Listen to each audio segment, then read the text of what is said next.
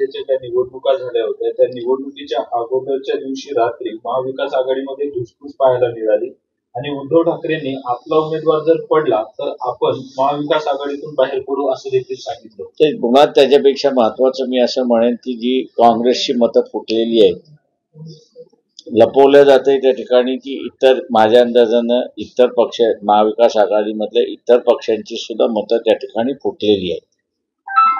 5 मतं ही काँग्रेसची फुटलेली आहेत आणि उरलेली 2 मतं ही एक मतं दोघांची फुटलेली आहेत अशी परिस्थिती आहे आणि 7च्या 7 माझ्यानं काँग्रेसवरती खापर फोडल्या जाते अशी परिस्थिती आहे. काँग्रेस हिंमत दाखवणार आहे का की ज्याला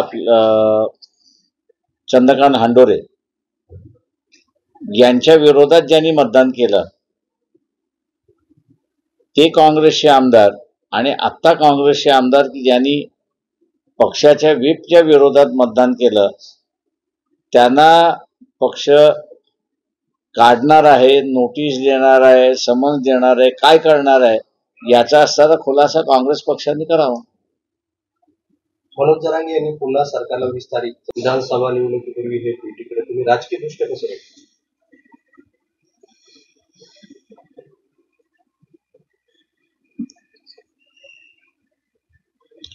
माझ्या फेस व्हॅल्यू जे छगन भुजबळ यांनी सांगितली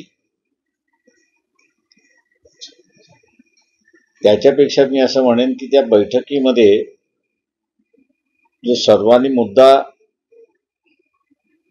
मान्य केला होता आणि तो म्हणजे की प्रत्येक पक्षाला मुख्यमंत्र्यांनी पत्र लिहायचं आणि मुख्यमंत्र्यांनी पत्र लिहून त्या ठिकाणी त्या पक्षाचं भूमिका काय आहे.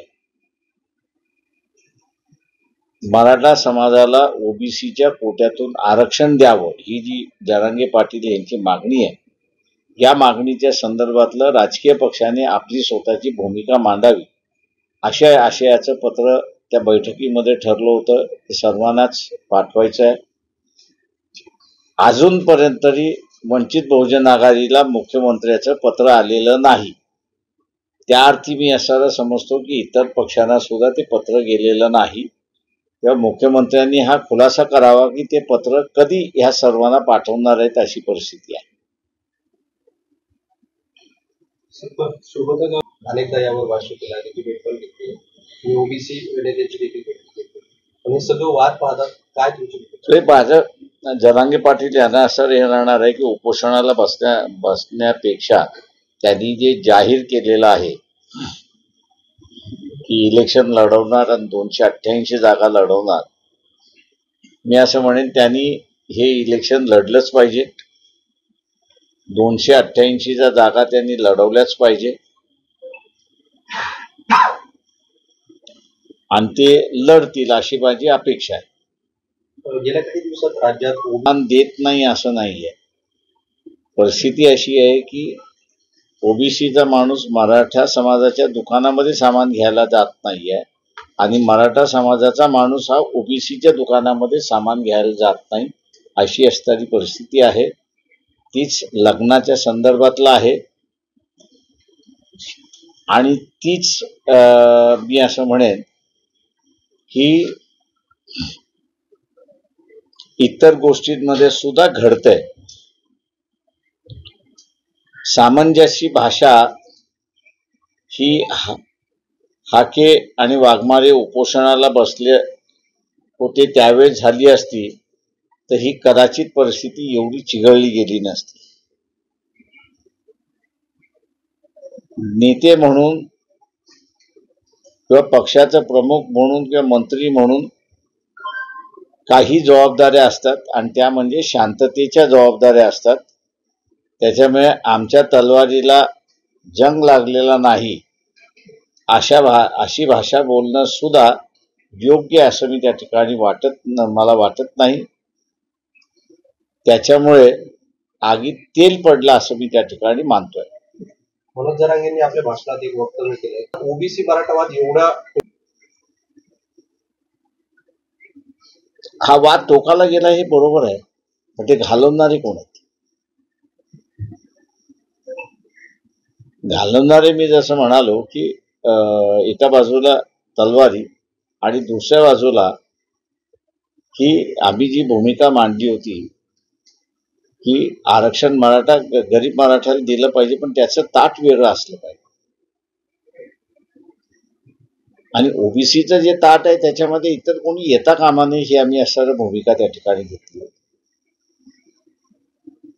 मी असणारं त्या ठिकाणी मानतो की मुख्यमंत्र्यांनी ताबडतोब पत्र लिहून सर्व राजकीय पक्षांना स्वतःची भूमिका स्पष्ट करायला सांगितली पाहिजे की जरांगे पाटील यांची जी मागणी आहे की मराठा समाजाला ओबीसीच्या कोट्यातून आरक्षण द्या, ही जी त्यांची मागणी आहे, या मागणीला राजकीय पक्ष पाठिंबा देतात की विरोध करतात, याचा लेखी प्रस्ताव मी असताना सर्व राजकीय पक्षांकडून त्या ठिकाणी मागितला होता. मी मगाशी म्हटल्याप्रमाणे आताही अपेक्षा करतो की मुख्यमंत्री या 1-2 दिवसामध्ये ते पत्र लिहितील आणि राजकीय पक्ष ही आपली भूमिका त्या ठिकाणी मुख्यमंत्र्यांना कळवतील आणि त्यातून हा वाद मिटेल असं मी त्या ठिकाणी मानतो.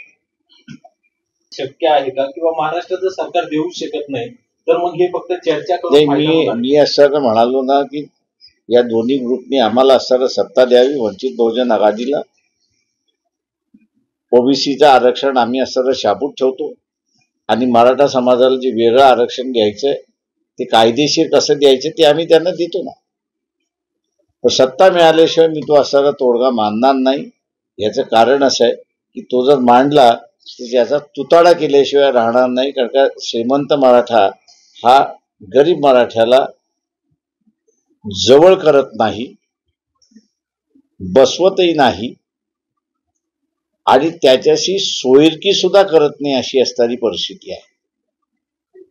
विधानसभेच्या निवडणुकीच्या त्याच्यामुळे इथल्या लोकसभेमध्ये गरीब मराठ्याने श्रीमंत मराठ्यालाच मतदान दिलं आणि म्हणून असणारा 31 मराठा समाज 31 निजामी खासदार निवडून आले, अशी असणारी परिस्थिती आहे.